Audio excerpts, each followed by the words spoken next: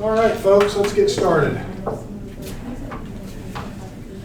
Did y'all have a good Thanksgiving? Good break? Good. So a couple of things that I want to kind of address before we get started on today's stuff. So during the block party, we had a couple of competitions for which I forgot the next time to actually bring the actual award. And so I had to refresh my memory on who won what. And so you might remember we had the Silver Skull, and the winner for that one was Charlotte. So Charlotte, you get a $10 gift card. You can buy one cup of coffee with that. And then we had the Clear Skull that contained exactly 72 pieces of candy. And Isabella with us today? Oh, well, keep that on.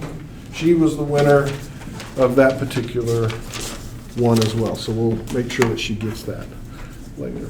The other thing that I want to talk a little bit about before we get started on today's topics is there's a new course called INS 292.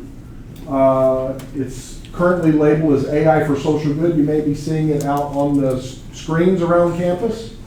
If you're needing an additional few credits, I might recommend that you think about taking that course. It's about artificial intelligence and what it means for society. All majors are welcome. There are no prerequisites. I am not going to say that it is going to be an easy class because I don't know. I'm not the instructor of that, but I think it's going to be one of those engaging type classes about a general topic that you all might find interesting. And it is actually taught, it's co-taught, I guess, or team taught. I don't know how they really word it. From 5 different faculty from 5 different areas across campus. So you'll get a multidisciplinary view on artificial intelligence and what that may mean for social good. So if you have interests along those lines and you need a few extra credits, I would highly recommend you think about adding that course. It would count as elective hours at the lower level. And so, it'll just be general elective hours for you overall to meet your 120 hours to degree. So, I highly recommend that you think about that. Might be a course that you find some interest in. So today, I had posted this thing from Chemical and Engineering News about 1 in 5 chemists have purposely introduced errors into their papers. Why is this something that should be of concern to all of us? Because it's information about things, and also it goes against the ACS Code of Conduct. Mm-hmm. Okay, yeah, we should definitely be concerned about it, right? Was there, yeah? If somebody that doesn't know you, hasn't seen like anything else about this paper, reads that paper, they're not gonna know it's wrong. Sure. Like, they're gonna believe it because it's a written paper that's been published and it's supposed to be read over before it's been published to make sure everything's right. So they're gonna start citing it and spread the false information. Absolutely.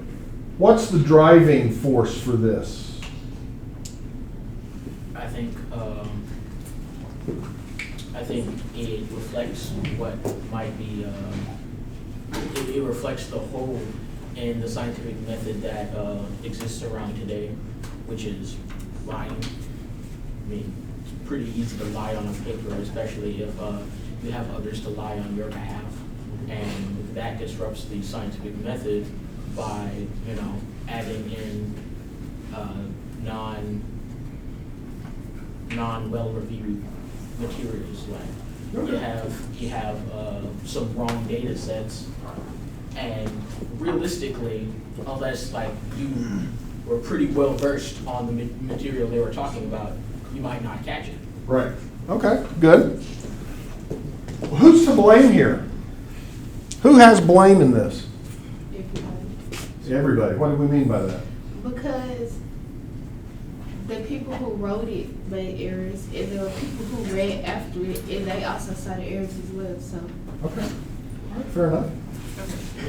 I think the primary cause of fault would be with the scientists that wrote it, but also to the people, also to the system that kind of pressured them to write it, because a lot of the time when they do falsify information like that, it's to Kind of to appease the reviewer, eh? Yes. Yeah. Sounds good. One second, yeah. Also, it talks about how like 4 out of 5 of the scientific interview were saying that they took further action when they found this information, and then later it talks about how they say that, but they don't actually put it into practice, and instead they'll just talk amongst themselves and not go to like any sort of authority. Okay. I feel like that kind of is less productive in that sense. Okay, fair enough. To build off of what you said, more than just being the fault of individuals, I think it's caused by the scientific climate of today, where it's kind of competitive. You're pushed to force out a paper, even though it may or may not have everything correct in it. It's speed and what's the word? Sensationability Okay, over complete truthfulness and honesty. okay. Is there anything over here? I think we all have a little bit of blame, right? I mean, obviously the authors are ultimately responsible for what they do. The reviewers and the scientific community have created a incentive for this in some form that we need to take seriously and look at, right? You can't blame, and I know this is an extreme example, but you can't always just blame the criminal for the crime, right? There's other things that go into why people make decisions, right? And I think to be truly enlightened about these types of things, you have to look at the entire system. Yeah. I guess my question is, I didn't really understand why the researchers were deliberately adding false information. Yeah, I didn't get that either. I didn't get through that the either. I never Yeah. picked it up. Yeah, I didn't pick it up in my reading either, so I'm glad you mentioned that, right? It was not clear exactly what, and I kind of think they might have been trying to protect Yeah. some identity, if you will, in that regard, but yeah, I too picked up on that I was like, what exactly are they, if you as a reviewer asked me to, you said you did this in a flask, but I want you to put in, tell us more about it. Was it a round bottom flask? Was it an Earl? I mean, okay, I go back and I edit that, right? That's not, I didn't make anything up. I went back to my notebook. I corrected an error. I think this article lumps in all the different forms of the use of the word deliberate, because there's many kinds of deliberate in here. It could be a reviewer looking at a piece of it saying, that's not right, that can't be right, and then just saying, whatever, and pushing it out anyways. Or it could be a researcher actively changing data to fit the reviewer's bias. Yeah. So where might we address, I don't want to spend too much more time on this, but this is an interesting conversation. Where might we want to address this? I mean, in my mind, we have a system at the university level where if you don't publish, you don't get tenure. You don't get tenure, you don't have a job. You don't have a job, can't take care of your family. So there's pressure there, right? There's pressure on reviewers to say, I mean, and we get this all the time. A reviewer will sometimes be told by the editor, I have to reject half of all manuscripts. Find a reason for me to reject this paper, right? So I think there's some blame there. We should be judging the science based solely on the merit, not on some quota for some journal. I mean, right? That seems kind of silly to me. What else might we want to think about? Should quantity of papers be the only metric by which we measure the value of a scientist? No. I was gonna say, the like quota argument seems so silly to me, because if something is good information and stuff that we should be reading about, there's no reason to follow a sort of quota. Like, why are people trying to put a cap on how much information is being published?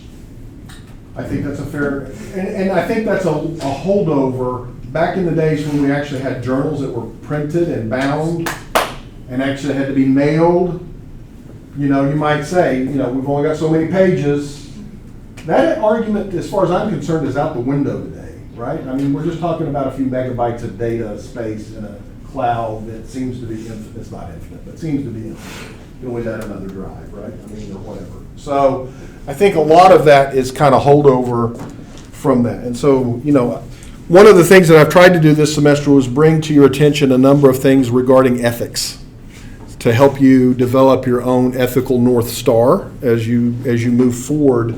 And this was one of the more recent ones. Yes? Have you heard the story of Jan Hendrik Schön? I don't think so. He's a, what was he?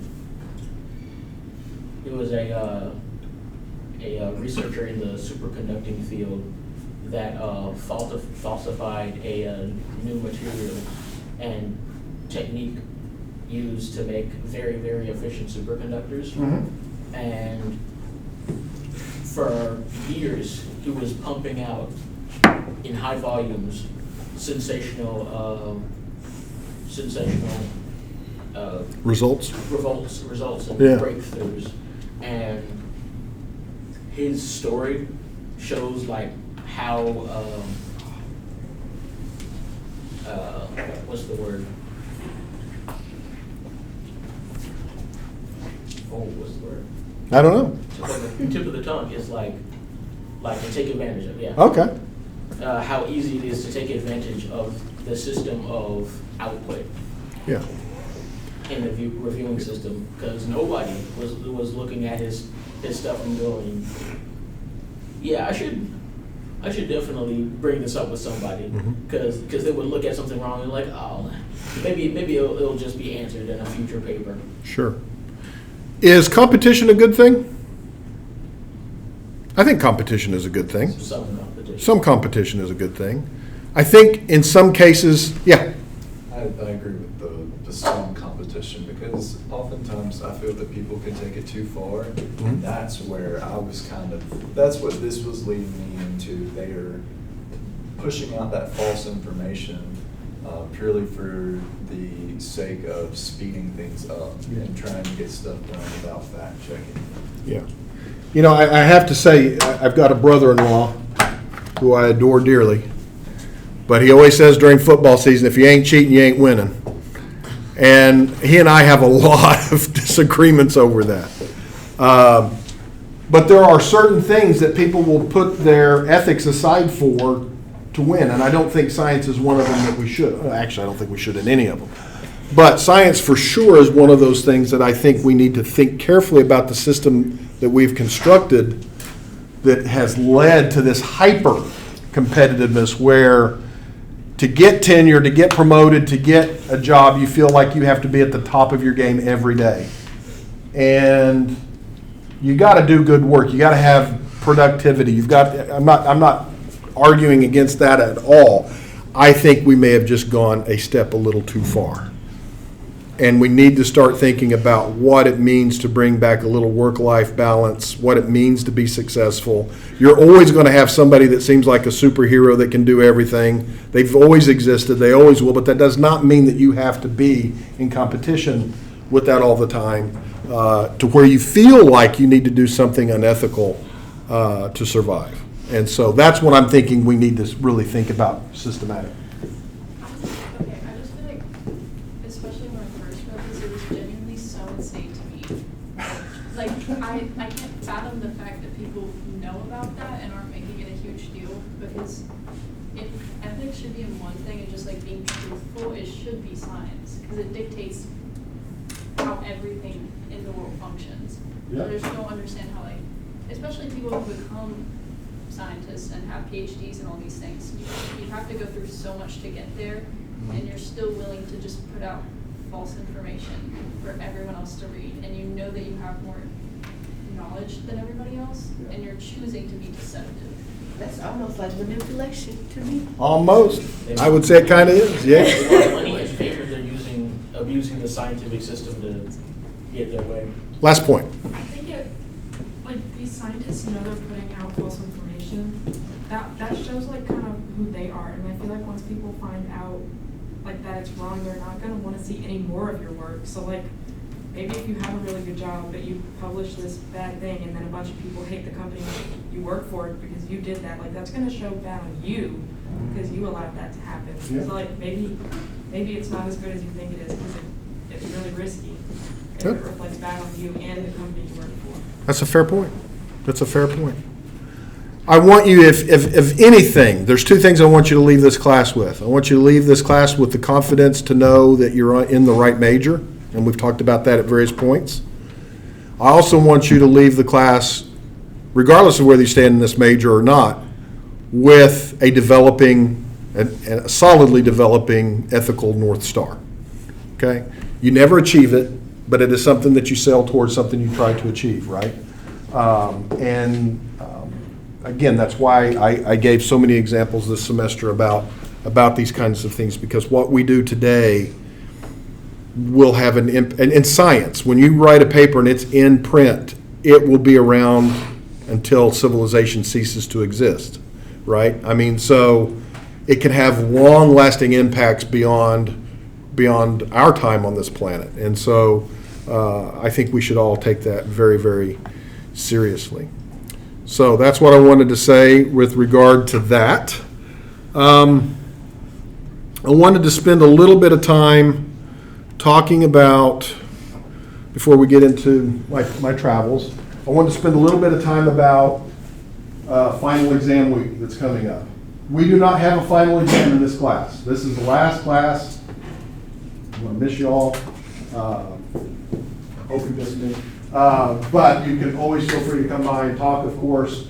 I also want you to know that I'm available before finals week. If you need to come by and talk and get some advice on anything, I'm happy to talk with you all, help you work out any concerns, questions, anything that you may have regarding, your future at the university or your next steps in life, whatever the case may be. My door is always open to you from now until forever. And so I just want you all to know that. So what things can we do to be prepared for finals week?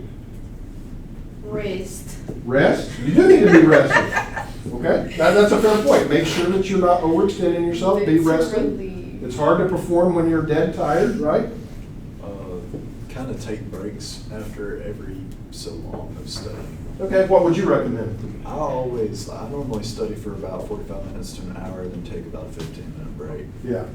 No, I think that's perfect. It's one of the things that we do at the university for convenience, and you students, and I mean you in the bigger sense than just you here, have kind of pushed this in a way, because you like to be in class 2 days a week, right? Either Monday, Wednesday, Tuesday, Thursday, instead of Monday, Wednesday, Friday. And so we've kind of scheduled our schedule around that, right? And I get it. But we know that your attention span after about 45 or 50 minutes is shot. I know my attention span after about 45, 50 minutes is shot. And yet we say, we're going to be in class for an hour and 15 minutes or an hour and a half or whatever the schedule is. So what does that mean for that other time, right? So if you're in a really good class that's scheduled around that, they've scheduled some breaks. We're going to take a moment. You're going to break. You're going to do something. We're going to stop lecturing. Because we just know that's how the human brain kind of works. I'm not a psychologist. I don't understand all the details, but that's true. And so I think you kind of hit the right point. As you're studying, do not think longer is necessarily better. It's about quality. Now that you've got to spend some time. I don't know anybody that can study for a chemistry or calculus exam in 10 minutes, okay? But what you need to do is you need to schedule it. How can we do that in an efficient way? Because there's still only 24 hours in a day, of which you should be devoting 6 to 8 to sleep. And you may be working, and you might be doing some other things, right? So what can we do to efficiently use our time to prepare for finals? Instead of saying, okay, I'm gonna study, actually put in something in your calendar, or I'm gonna study from this time to this time. Cause say you're gonna study, you'll never study. Okay. That's Yeah, me schedule it. personally. Okay, that's good. What Schedule else? a study session. Schedule your study. What else can we do? Yeah. If you know you have your room to clean, stuff to pack up, kind of plan time for that too. Just because you are most of us are going home. Yeah, you kind of got to be out of your dorm, right? I mean, so yeah, there's that. Yeah. I think we would charge extra if you stay longer or something, right? So there's kind of some pressure there. All right, fair enough. What else might be a good practice to do? At this point, you will have an idea about which courses you kind of have a good handle on. You will have an idea about which courses you feel you need to put a little more time into. You will have an idea about which subjects within those courses or topics that you might need to spend a little more time on. At this point, your time is limited, and you need to use it in the way that is going to result in the best outcome. So if you know you've got a 95 going into your English 101 class, and the final exam is only worth 10%, I'm making stuff up here, only worth 10%, and you've got the material down, you probably need to review a few things and be prepared for the exam, right? Probably. And so you could probably shift some of that time to something else that maybe you need a little more in-depth preparation. Maybe you've got a class where the course was the midterm and the final, and so the final is 50% of your grade. You probably need to spend a little bit more time there because it's a little more high stakes, right? All right, so keep that in mind. What else might we do to help prepare for finals? Yeah. Things like eat good. Eat good, yeah. Eating is definitely an important part, not overeating, but eating good, healthy stuff is definitely something that you need to do. You got to have your energy, right? So eat energy-rich foods that are healthy for you. Office hours. Office hours. How many of you know when your faculty members' office hours are? Okay. Use them, right? It's called email? Email? Okay. I like to keep my schedule the same, like when I wake up and go to sleep and like go to the gym and all that, just because it kind of keeps me like focused on what I'm supposed to be doing, rather than being like, oh, I slept till 11 today, now I don't know what to do with my day. Okay. One thing that I will remind everybody, and I'm sure you're aware of it, but I think it's just worth mentioning, your final exam time is not necessarily at your class time. I would highly recommend right now you go and look at your schedule for when your exams are going to be. And if there's any issues with that, you need to confront, that sounds, you need to talk with your faculty members if there's any conflicts early. Faculty will tend to work with you if you were to happen to have 3 back to back to back. Sometimes faculty will work with you and say, well, okay, given this, whatever, They will work with you quite frequently if you let them know in plenty of time, not the day of the exam or the day before the exam. Okay, so definitely know when your exams are. What else can we do to minimize our stress and or prepare for our final exams? How about the study skills that we've talked about? Right? How many of you are actively, don't raise your hand, but actively using some of those, right? What strategies can we use? Are those strategies going to be the same for every class? Probably not, right? Your art class might have a different strategy than your chemistry class, than your calculus class, than your physics class, than your world history class, right? There's going to be different strategies that you need to take into account. You also, I'm highly recommending that each and every one of you review your syllabus this week for all of your classes to ensure that you understand what's going to happen at the final. How many of you have a cumulative final? How many of you have the final just being the last exam? I mean, and that happens. But you need to know that walking into the class, right? I have had students before that walked into my Organic 2 class and said, I didn't realize this was a standardized, comprehensive final for all of organic chemistry. We reviewed it. And it does happen. People miss class, they didn't hear it, they didn't read the syllabus, they weren't aware. But you need to know what you're getting into the day that you walk into the classroom.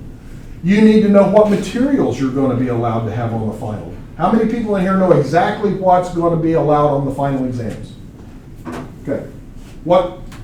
Give me some things that people are allowing on finals now. You can only use a TI-34 calculator. A TI-34 calculator. So if you come in with anything else, What teacher usually can't do it? can't do it, right? On our history exam, we can have notes, cause he give us time to look at them, but they gotta be handwritten. Okay, fair enough. That's good to know, right? Some professors don't provide Scantrons, so make sure you know if you need to bring your own Scantron or not. Good advice. Very good advice. And I do know also, has anybody ever heard of blue books? Little books of paper that you write in. That was very popular during my day. They kind of fell out of favor, and then they're kind of coming back because of people going home and writing their papers with AI, so they're doing a lot more writing in blue books. Understand what materials you are required to have when you go to your final exams. If you have any questions, who do you contact? Your professor. When do you contact that professor? Not the day of the exam, not even the day before the exam. You really need to tonight review all of your syllabi. And if you have any questions with your professors, now would be the time to contact them well in advance of finals week, which starts when? Monday, right? So now would be the time to contact your faculty members about any of that kind of stuff, okay? There is no magic bullet to doing well in any of your classes other than putting in the time and effort and putting in quality time and quality effort. I would much rather you all spend a couple of hours on a course studying with quality time than 10 or 12 hours of time that produced absolutely nothing, okay? So you've got to come up with good quality time, and that's going to be different for everybody, but I'll tell you some things that aren't quality time, right? Studying in front of television. Studying with your headphones on. You're not going to be allowed to have your headphones on when you're taking your exam, are you? Right? So if you get into that habit of listening to whatever, right, as you're studying, what do you think your brain's going to be expecting when you get into the class? That, right? So you need to kind of practice as you will be performing. It's the same thing, you know, if you were on the football team, you know, when you're practicing, you practice like you're going to actually be running the play. Okay, so all of that kind of stuff that we talked about before. Those strategies that I gave you at the first of the semester, I know you didn't, all of you did not gravitate to all of them, and that's fine. But they are there as useful suggestions for success.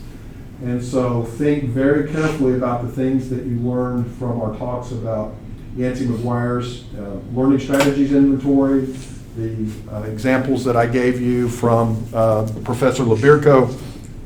All of those are going to be important. And so I wish you all, I really do wish you the best of luck in your future endeavors with your, beyond your final, but certainly with finals. Take it one step at a time, right?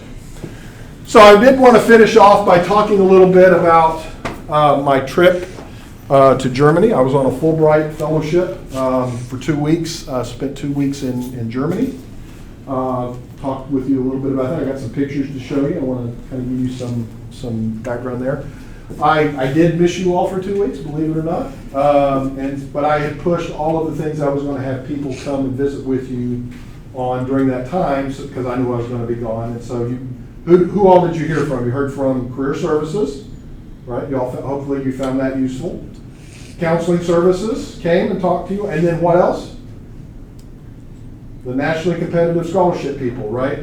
And so one of the things that we really pride ourselves on at USN is that Nationally Competitive Scholarship thing. So if you're thinking at all about applying for a Goldwater or whatever at some point in your future, there's many of them.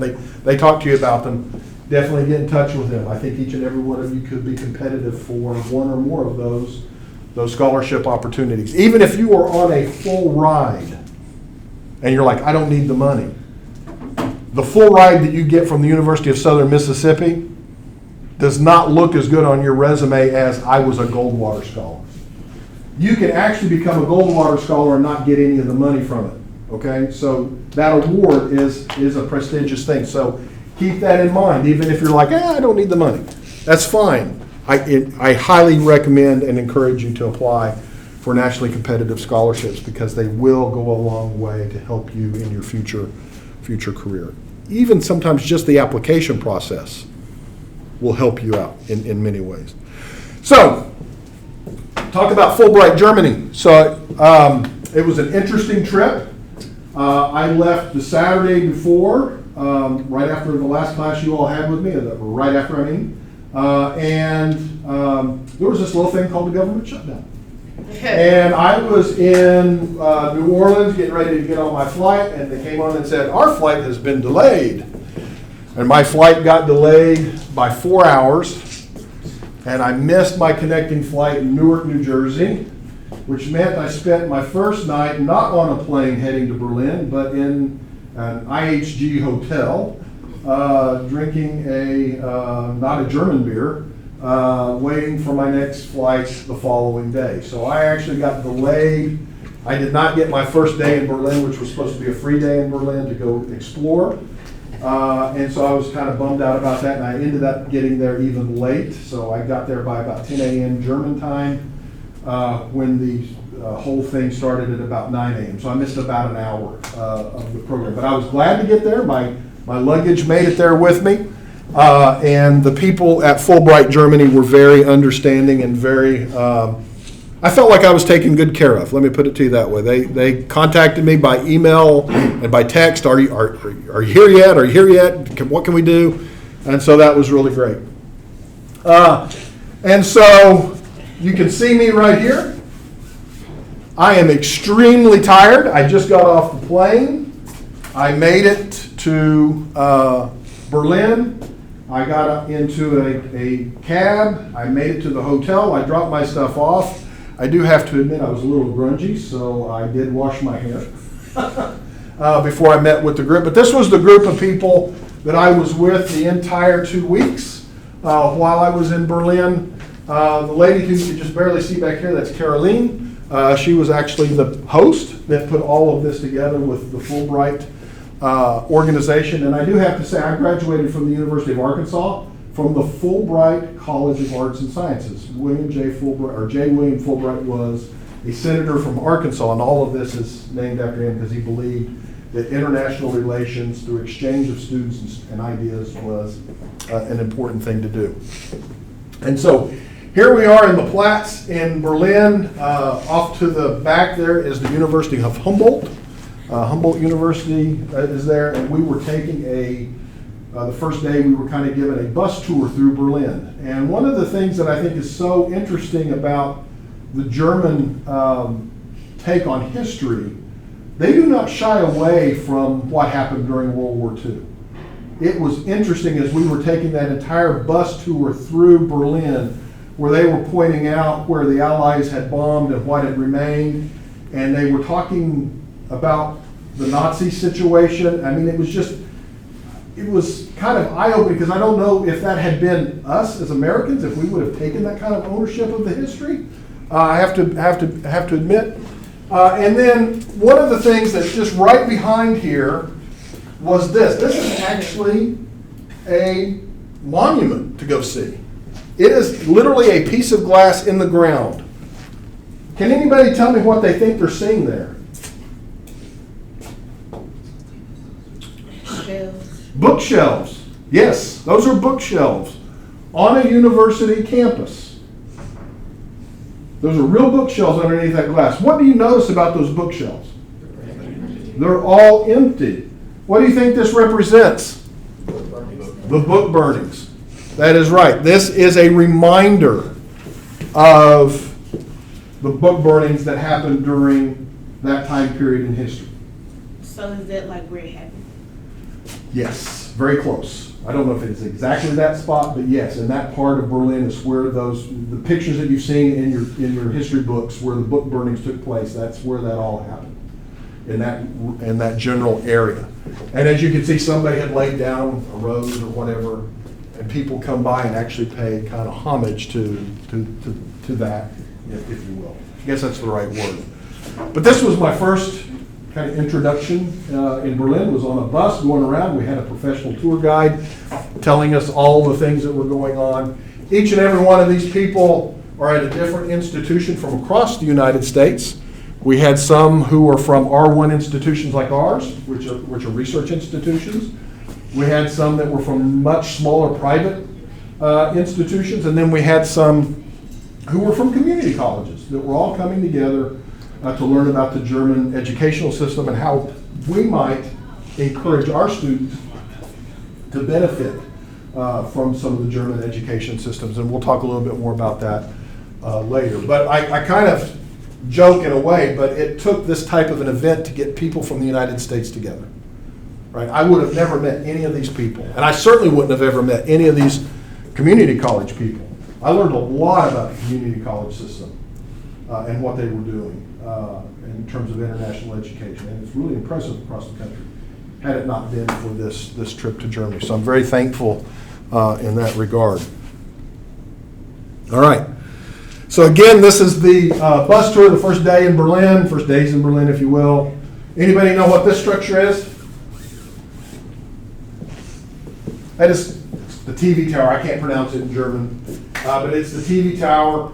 It was actually in East Berlin. You might recall from your history classes, East Berlin was controlled by the communists, the Soviets, right? And they built this as a monument to communism, basically. It's the tallest structure in Europe, or at least it was. I don't know if it still is. I didn't go up in it this time, but I've been to Berlin before and gone up in it. And it takes a while for the elevator to make it all the way up. It doesn't look that tall, but it's pretty doggone tall. And so there's actually a restaurant in there now and all that kind of stuff. You can do all kinds of cool things. You can see the entire landscape of Berlin. You can actually see across Europe from it. So it's one of the key marks, or landmarks, if you will, that is in Berlin. Anybody know what this is? That's a picture of a soldier. It has nothing to do with the location. It's just a picture of an American soldier. That is Checkpoint Charlie. Anybody know what Checkpoint Charlie was? That was a checkpoint to go from East and West Berlin that people's papers, this is where you had to show your papers to cross from one area to the other. It was a military checkpoint. The wall kind of ran pretty close to there. The wall is no longer standing. They still had preserved pieces of it in places. But everywhere the wall was, you can see because they had put bricks in the road. You can tell where the wall went. It's just completely crazy. I mean, here's a street that went through somewhere, and here's a wall, right? And the street would come to an end, and then there's a wall, and it would move this way. But this was Checkpoint Charlie. It's actually a fairly famous checkpoint in the Cold War days. And also, if you watch Cold War kind of movies, sometimes you'll hear them refer to Checkpoint Charlie. And so that's where we were at there. Okay. Interestingly enough, the first time that I went to Berlin, this was not available, I don't believe, at the time. This is the topography of terror. In Berlin is where the Nazi headquarters was. And so when we went through this museum, I only took these two pictures because a lot of the photographs that are shown in that museum are actually disturbing. And I didn't want to capture that. The Nazis were actually quite fond of taking a lot of pictures. They thought they were on the right side of history. And so they recorded a lot of stuff, and that's what this is about. This is the actual site where the Gestapo had its headquarters, and a lot of atrocities occurred. And so you're really on kind of sacred ground in a way as you walk through this and you learn about the different things that happened during that time period. And so really the only thing that I took pictures of was this type of stuff showing that I had actually been there. But we spent probably 2 hours going through and looking and listening and watching film and video of different things that happened during that time period. It was very eye-opening. And again, the German people have really embraced this part of their history so that it won't be repeated. And this is actually something that is infused throughout their entire education system. And to hear them talk about, it was interesting. We saw this beautiful church that had gotten bombed by the Allies, and they said, the tour guide literally said, that's what happens when you start a war. And it's just a different kind of mindset than what I think we're kind of used to here. So it was interesting to learn some things that well, I guess I learned a lot of that in my high school history classes, but to really just be there, it's different. It brings a different sense of importance to the history that you learn from a book. Food in Berlin and Germany is quite good. There are a lot of things, so I'm showing some examples. I am not a vegetarian or a vegan. I like a lot of meat, and so Berlin and Germany is a great place for that. But I will also say that Berlin is also a very vegan and vegetarian friendly city. So if you're ever thinking about traveling there and you are inclined to be more on the vegetarian vegan side, it is a perfectly great place to be. Every restaurant that we went to had the traditional German fare, which is what I was interested in, and then just as much on the other side, vegan, vegetarian friendly. And in Berlin, most of the menus come in both German and English. So you can get through Berlin without knowing a lot of German. I've done a lot of Duolingo, and I still can't speak hardly any German. In fact, a little embarrassed by that, actually. I thought I knew a few things, and the German people were like, I don't know what you're saying. I'm like, well, Duo said, you know? I mean, so, but these are some of my friends. This is actually the best currywurst little stand anybody here ever have currywurst? It is great stuff. Loved it. It's kind of a ketchup-based sauce, so it's a sausage that they cook, and then they put this ketchup-based kind of a sauce, and then they put curry powder on it. And I loved that combination. It was really great. And this guy was hilarious. So my colleague said, well, we want to get a picture because we were told this is the best currywurst stand in all of Germany, right? And so we're there and we tell him that. He goes, oh, really? Yeah. You know, he's doing the thing. He actually invited us in there, and we were like, I don't think we should go back there with the food. So, so we had just gotten out of a concert on Saturday night. We were waiting on the bus. The bus was a little delayed. We looked across, and there it was. And Chris, this lady right here, said, I was told that's the best. And I said, well, let's go. And the three of us went over there. We bought currywurst, and we missed the bus and caught the next bus that we needed to go. But it was definitely worth it. This food that you see here is what a student would get in the equivalent of their fresh food company. The students in Germany, student affairs is kind of done differently than it's done here. That plate of food right there for a German student would cost them €2. For me, it would cost about €8, but they have different prices for students versus faculty, staff, and adults. And so, a euro is about $1.18, I think, right now. So, gives you an idea of what a student would have to pay for their food. This was a Turkish barbecue, and so it's one of those places where you get all of your meats or vegetables, whatever it is that you're going to cook, and then you actually have to cook it on your own grill on the table, which is this black thing you see back here. So that was my meal for the night. I got to eat all of that wonderful stuff. There's lamb, there's chicken, there's beef, there's I think there's pork there too. I can't remember, but just really, really great. And then this was some food that I got at a hotel, believe it or not, in Ilmenau, which is another town that we went to and visited in the kind of the central part of Germany, or the southern central part of Germany. I'll talk to you a little bit about that in just a moment. But I love these potato dumplings. They are absolutely primo. Love them, highly recommend. If you're interested in food, Germany's a great place to go. We went to Free Universität Berlin. It means free university. And I got kind of a kick out of the whole thing because everywhere you saw it said FU Berlin. They meant Free Universität Berlin, but I'm like, the Americans definitely came up with this. And in fact, they did. Because Free University in Berlin came about because the Soviets in Berlin had taken over Humboldt University.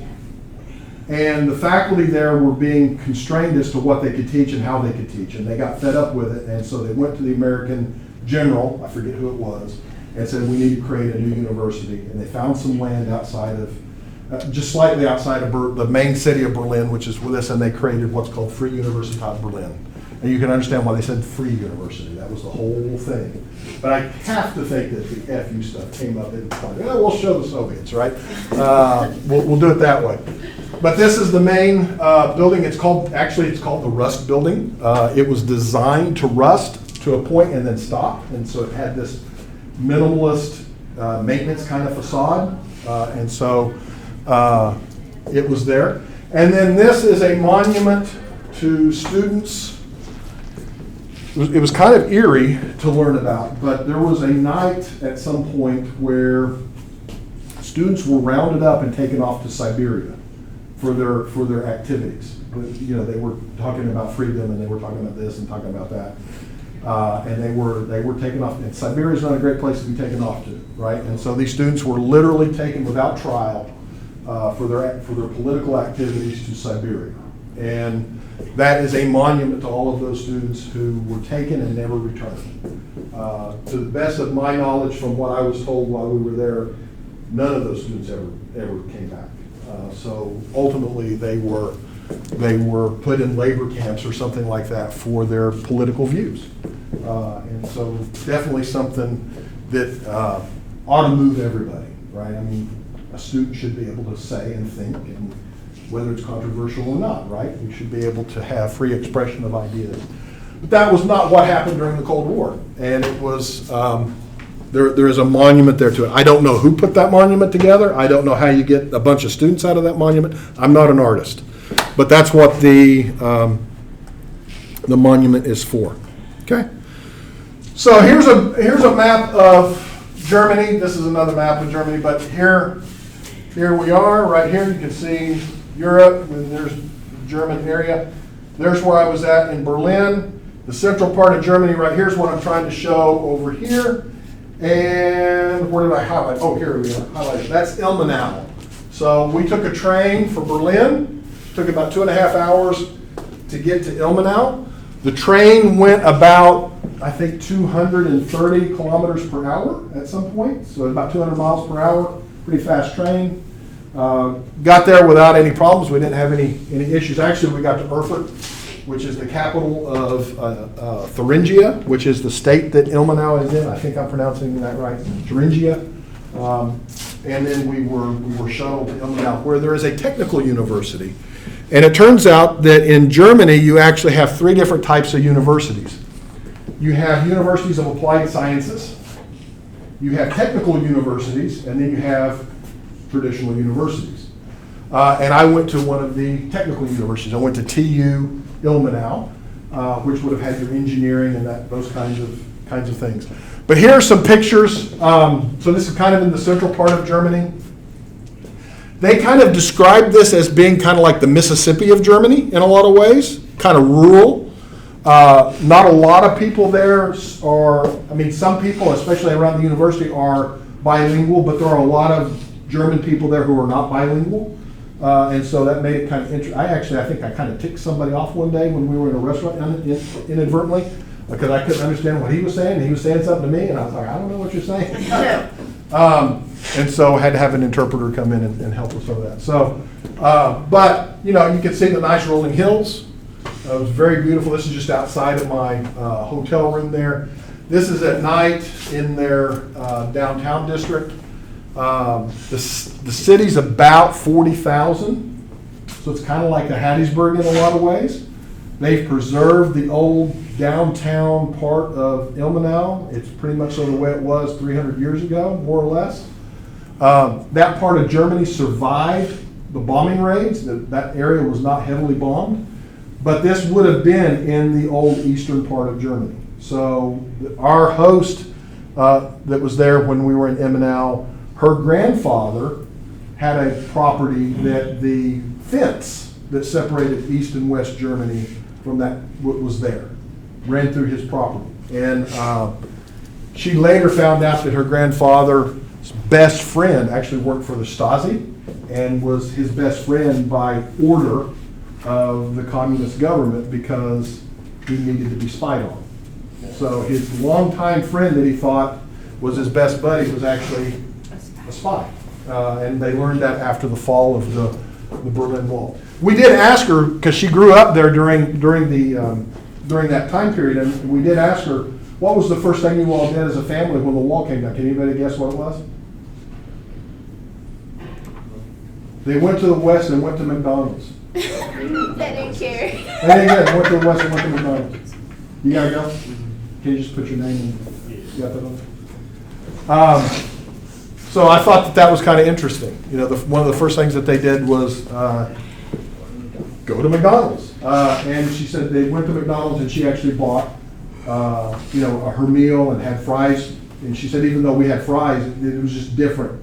Because they knew what was going on in the West from television and stuff, but they didn't have access to it. And there was all this pent-up desire to go out and experience the Western culture a little bit. So that was kind of interesting. And then she said she bought a Barbie doll, I think, or something like that.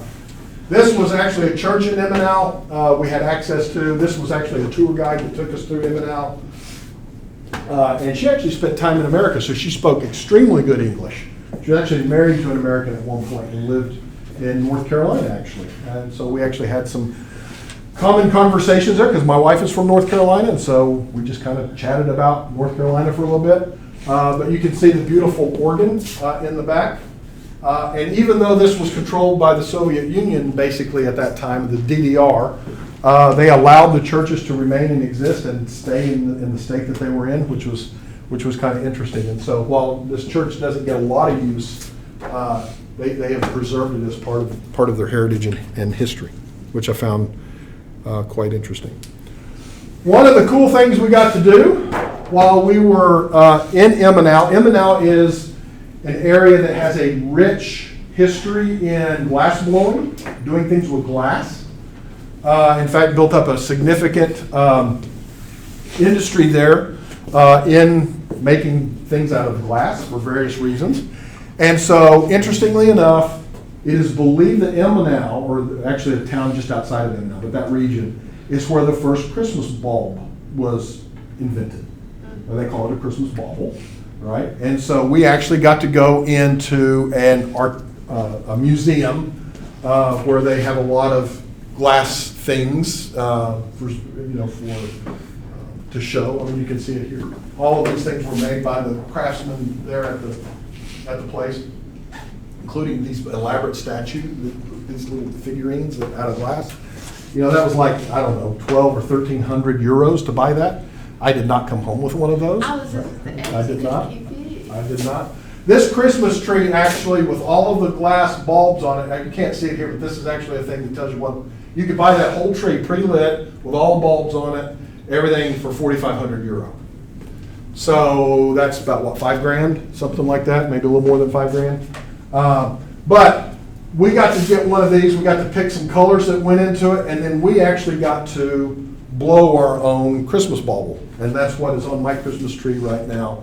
And I've actually got a video of me blowing that up, and it was kind of cool. So you actually got to experience that kind of thing. Now I wanted to do black and gold for obvious reasons. They did not have black and gold. They had gold and blue, and so she's putting the gold in there right there, and then she put the blue in. We got the flame going really, really hot. She turned it, and then when it got ready to melt, I'm the one that inflated it and made the Christmas bauble. So that is actually a good keepsake to be on my my tree. Here's some other photographs. So as we finished blowing the Christmas bauble, we all got to do one of those. We walked out and it started snowing. And so you can see the snow starting to collect on the roofs. These are old houses in Germany in this area. This is actually kind of a mountainous area in a way. Very beautiful, great time. It was cold, it was very cold. But this is actually looking out on the campus there at TU Immanal, looking out from kind of the area where their main lecture hall was, kind of in that area. We looked at, you can see the hills, you can kind of see some of the snow on the ground that had already started to accumulate, the flags, etc. And then this is a professor that we met there. His name is Li Pu, I believe is his name. And that little remote controlled car that you see there, he and his students engineered that to perform in what's called the Audi, or what was called the Audi Cup. So Audi did this where you had to design an autonomous vehicle, a self-driving vehicle. And they developed a vehicle with a unique set of software, artificial intelligence-based kind of software that could drive the vehicle. They actually won the Audi Cup with that car. And so we got a picture of him by that particular automobile. And in fact, they have these little vehicles on campus that run around and deliver things and do things that uses his software and other things like that to do that. So he's fairly well known in the region for that kind of work. He's a computer scientist by training, but has done a lot of that kind of work. And you know, there's a prize-winning little remote. I say remote. It's an autonomous vehicle. It's not really remote control. All right. And so I just want to give you an idea of what you might be able to do in the future through Fulbright opportunities. Fulbrights are not just for faculty or administrators. Students can also participate in Fulbrights. I highly recommend, even though the 26-27 competition is now closed, type type Fulbright U.S. Student Program in Google. You can get to the link. They got all kinds of information there about different types of things you can do with Fulbright.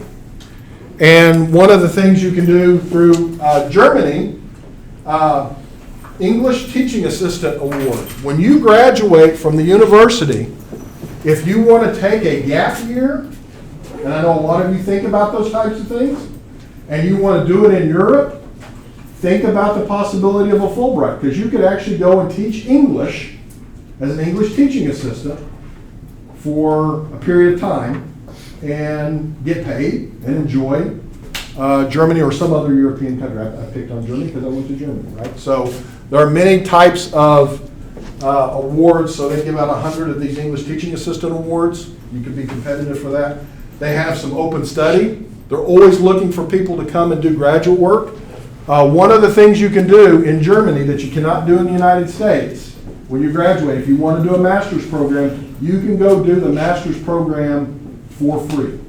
If you get accepted, you can go to Germany, spend a year, do a master's program in something, and you don't have to pay any tuition. And then if you have a Fulbright award, you can actually have some money dedicated to paying some of your expenses while you're there. So it's an opportunity for you to think about. If you graduate and you're thinking about maybe taking a gap year, you can take a productive gap year in Germany. And then, of course, they have this young professional journalist program, of which I know absolutely nothing about. But that's an opportunity for you as well in Germany as well. And so that wraps up the semester. I really did thoroughly enjoy having this class in each and every one of you this semester. I do wish you all the best moving forward. Please know that I'm here to help you in any way that I can moving forward. If you're looking for a research advisor, I can help you with that. If you're looking for help with courses, I can help you with that. If you're looking for on-campus employment, I can somewhat help you with that. I am here to advocate for each and every one of you, and I wish you all the best of luck. On your card, just put your name, your ID number as you normally did. We'll just turn that in for your attendance today. We do still have a, we have a notebook reflection that's due this Friday. That'll be your last assignment. What else do I need to tell you? Oh, you will see in your grade book that I have put an offset, an attendance offset. Okay? That's taking it into account a missed class. So I just give everybody points for that. They do not count in the denominator. They only count in the numerator. So if you attended all classes, you got a bonus. If you missed a class, that replaced a missed class. Okay? So it does not count against you. It only helps each and every one of you. And so with that, I bid you all farewell, and I will see you all in the future.